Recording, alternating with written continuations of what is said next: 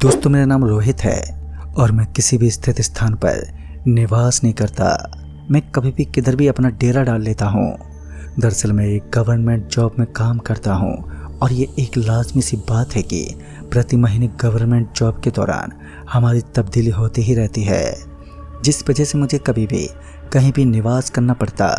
लेकिन एक दिन की बात है, ये वो दौर था जब मैं मध्य प्रदेश में स्थित रेलवे स्टेशन के करीब पड़ने वाली उस दिन दुकान से थोड़ा सामान लाने के बाद वापस स्टेशन के बगल में मौजूद अपने घर की तरफ लौट रहा था। तो फिर अचानक ही मेरी नज़र पटरी के ऊपर खड़े एक छोटे से जानवर पर पड़ी। मुझे लगा कि इस जानवर की जान खतरे में है, तो मैं उसे दूसरी तरफ भगाने की कोशिश करने लगा। कोशिश तो मेरी अच्छी थी, लेकिन इसी बीच वहाँ के स्टेशन मास्टर ने मुझे आंख दिखाते हुए कहा, तुमको पटरी पर चलने की इजाज़त नहीं है और वैसे भी ट्रेन आने वाली है। स्टेशन मास्टर की इन बातों से मैं थोड़ा विचलित हुआ और उसके ऊपर भड़कते बोला, मैंने न केवल पटरी पर आने की हिम्मत की है, बल्कि मैं ट्रेन के सामने भी आऊँगा। तुम्हें जो उखाड़ना उखाड़ लो। और मेरे इस बात पर वो स्टेशन मास्टर मुझ पर हंसते बोला, मूर्ख लोगों से बात करने से तो अच्छा है इन्हें नज़रअंदाज कर देना चाहिए। और इतना बोलकर वो लाल और हरी झंडी लेकर स्टेशन की तरफ भाग गया। मेरे ऊपर की गई उसकी ये टिप्पणी मुझे बिल्कुल बर्दाश्त नहीं थी, लेकिन मैंने भी उसे एक मूर्ख समझकर उसकी घिनौनी राजनीति को नज़रअंदाज कर दिया। जब मुझे लगा कि ट्रेन आने वाली है, तो मैंने किसी तरह उस विशाल सी दूरी में फैली पटरी के ऊपर से उस जानवर को भगा दिया। और इसी बीच मुझे खड़खड़ की बेहद जोर के गूंजने की आवाज़ें सुनाई देने लगी और मुझे 100% विश्वास हो चुका था कि मेरे पीछे आने वाली बस तो कोई और चीज़ नहीं बल्कि ट्रेन ही है।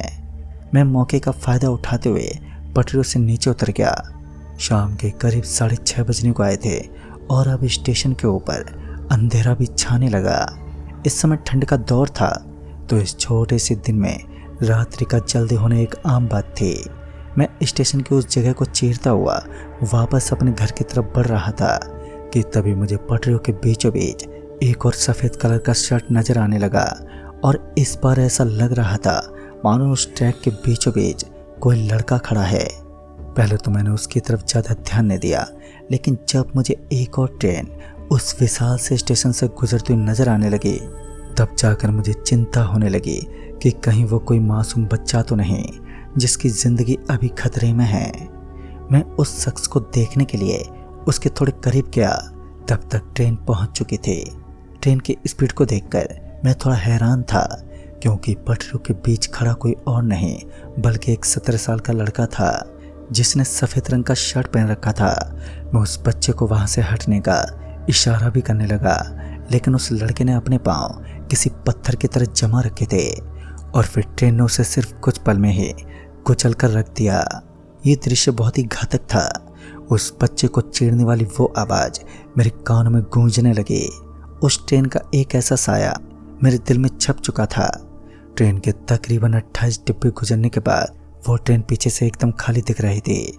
जब तक पूरी की पूरी ट्रेन वहाँ से गुजरी, तब मैंने देखा कि वहाँ खून के धब्बे का कोई भी संबंध नहीं था। चारों तरफ यूँ खाली स्थान को देखकर एक पल के खातिर तो मेरी आंखें खुली की खुली रह गईं, क्योंकि मैंने कुछ ही पलों पहले एक बच्चे को उस ट्रेन के नीचे आते देखा था और वो अब वहाँ नहीं था। उस वक्त मेरे हाथ और पैर फूल चुके थे और अब मेरे अंदर बिल्कुल भी हिम्मत नहीं थी कि मैं उन पटरियों के ऊपर जाने की थोड़ी बहुत भी हिमाकत कर सकूं। तभी मैं पीछे मुड़ा और वहाँ से निकलने लगा। उस दिन मैं किसी तरह अपने घर पहुँच गया, लेकिन एक गहरा भय मेरे दिल में बैठ चुका था। बार बार मुझे डर की एक आंधी सता रही थी। पता नहीं क्यों मुझे बड़ा ही बेचैन सा फील हो रहा था। और ये बात तो सत्य है कि जब हमारी आंखों के सामने कोई भयानक हादसा होता है, तो वो हमारी आंखों में किसी खौफ की तरह चलने लगता है। बार बार वही दृश्य मेरी आंखों के सामने घूम रहा था और मैं अपने उस घर में अकेला ही रहता था, जिस वजह से मैंने इस बारे में ज़्यादा नहीं सोचा और खाना खाने के बाद अपने बिस्तर पर लेट गया। दरअसल मेरा सोचना था कि थोड़ी देर के बाद मैं अपनी नींद ख़त्म करके फ्रेश होने के बाद ड्यूटी पर लौट जाऊंगा। दरअसल मैं एक पुलिस कर्मचारी हूँ और मेरी ड्यूटी में तब्दीली होती है। रात के तकरीबन 3:30 बजे के बाद मुझे उस जगह पर पहुंचना था जहाँ पर मेरी ड्यूटी थी। इससे पहले मैं रात के तकरीबन 8:30 बजे के आसपास से अपने बिस्तर पर लेट गया था ताकि मैं अपनी नींद पूरी कर सकूं। समय समय की बात है, जब जब इंसान के खतरों का समय आता है तब तब उसके ऊपर किसी ऐसी चीज का साया मंडराता है जिसका खौफनाक रहस्य कोई नहीं जान सकता। सिर्फ एक हकीकत इंसान को बैकफुट पर धकेलने के लिए काफ़ी होती है। फिर रात के 3 बजे झटके से मेरी आंख खुली तो मुझे लगा कि मेरे बिस्तर के पीछे कोई खड़ा है। इससे पहले मैं पलटकर देख पाता कि मुझे एहसास हुआ कि एक हवा का झोंका अचानक ही कमरे के अंदर से गुजर गया और वो इतनी तेजी से गुजरा कि मेरी आंखें एक पल के लिए बंद हो गईं। सन्नाटा और ऊपर से सुनसान अंधेरी रात में चारों तरफ के दृश्य को ठीक से देख पाना भी आसान नहीं था, मगर मैं किसी तरह पहले तो फ्रेश हुआ और इस वक्त लाइट भी नहीं थी। फिर तत्काल ही मेरी नज़र उस स्टेशन की पटरियों पर पड़ी तो मानो मेरे पैरों तले से ज़मीन खिसक गई, क्योंकि इस बार फिर वही सफ़ेद कपड़े पहने हुए एक लड़का मुझे अभी भी पटरियों पर खड़ा हुआ दिख रहा था। मुझे ऐसा लग रहा था मानो मैंने इस लड़के को पहले भी कहीं देखा हो, और फिर मुझे याद आया कि इस लड़के को तो मैंने कल रात को ही इन्हीं पटरियों के ऊपर देखा था।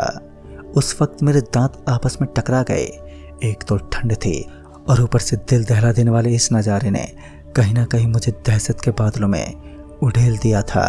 अब मेरी सांसें थमने लगी थी, मगर उस समय रोशनी का कोई नामो निशान नहीं था, तो उसके ऊपर लाइट मारकर देखना भी मेरे लिए नामुमकिन था।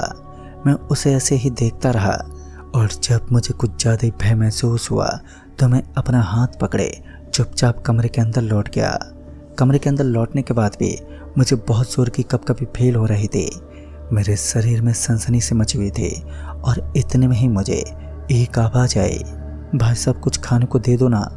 इस आवाज़ को सुनकर ये पता लगाना बेहद आसान था कि अवश्य ही कोई बच्चा बाहर भीख मांग रहा है, लेकिन इस वक्त 3:15 बज रहे थे और इतनी रात को कोई भी बच्चा भीख कैसे मांग सकता है। लोगों की तो आंख भी नहीं खुलती और ये बच्चा यहाँ पर कैसे है। मैं यही सोचता रहा और बाद में मैंने हिम्मत करते हुए घर का दरवाज़ा खोला तो सामने कोई नहीं था। ये सब देखकर मुझे एक पल के लिए राहत की सांस मिली, लेकिन मेरी राहत का ये पहाड़ बहुत ही जल्द टूटने वाला था। मैंने अपना बैग उठाया जिसे लेकर मैं अपनी ड्यूटी ज्वाइन करने वाला था और मैं अपने घर से बाहर निकल गया। बाहर का नज़ारा तो सच में बड़ा ही अंधेरे से घिरा हुआ लग रहा था। इतना जोर का अंधेरा मैंने आज से पहले कभी नहीं देखा। खैर मैं पटरी को पार करता हुआ उसके दूसरी तरफ पहुंचने वाला था तो मुझे डर तो बहुत लग रहा था और मैं अपनी तरफ से पूरी हिम्मत ठोंकते हुए आगे की तरफ बढ़ने लगा। तो इस वक्त मेरे शरीर में कंपन सा होने लगा।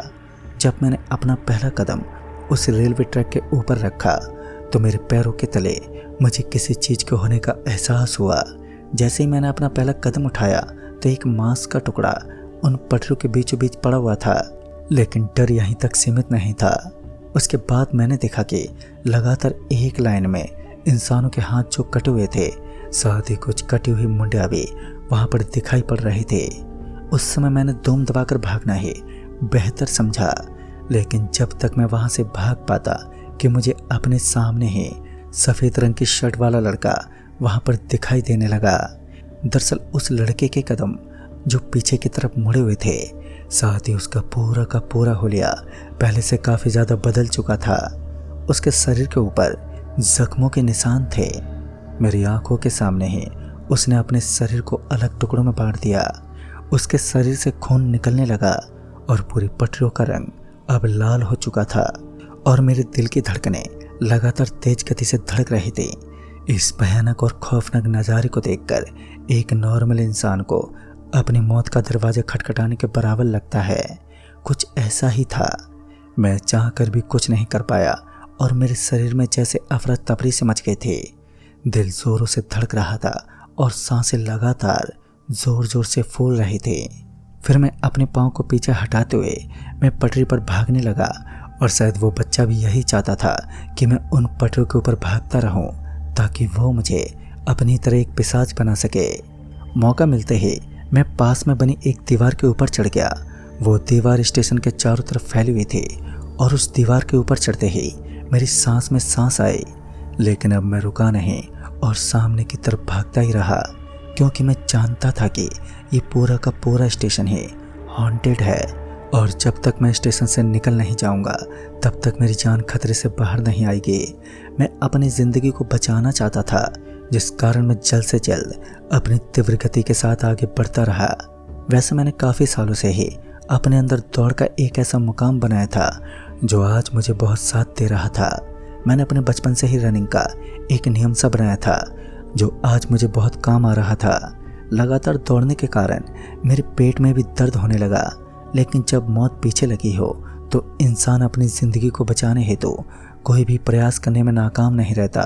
फिर मुझे थोड़ी ही दूर आगे एक रोशनी दिखी और ठीक से देखने पर मुझे पता चला कि सामने की तरफ से दिखाई देने वाली रोशनी उस स्टेशन के बगल में पड़ने वाला एक पुराना स्टेशन था, जिसके ऊपर एक कर्मचारी और उसकी टीम रात के करीब 3 बजने के बावजूद भी काम पर लगे हुए थे। जब तक मैं उनके पास पहुंचा तो मुझे लगा कि मैंने खुद अपनी मौत को आमंत्रित किया है, क्योंकि मैंने पाया कि उन सभी की बाहों से खून निकल रहा था। साथ ही उनमें से कुछ लोग तो आधे ज़मीन में गड़े हुए थे और उसके बाद मुझे यकीन हो गया कि सच में ये पूरा इलाका पूरी तरह से हॉन्टेड है। मगर मैं वहाँ के एक एक रास्ते को अच्छी तरह से जानता था, जिस कारण मैंने एक गली में दौड़ लगाई और मेरे साथ रहने वाले एक पुलिस कर्मचारी जिसका उसी गली में घर था, तो मैं किसी तरह उसके घर के पास पहुंचा और उसके घर में पहुंचने से पहले ही मुझे कुछ दिखाई दिया। ठीक से देखने पर पता चला कि अजय टॉयलेट करने के लिए अपने घर से बाहर निकला था।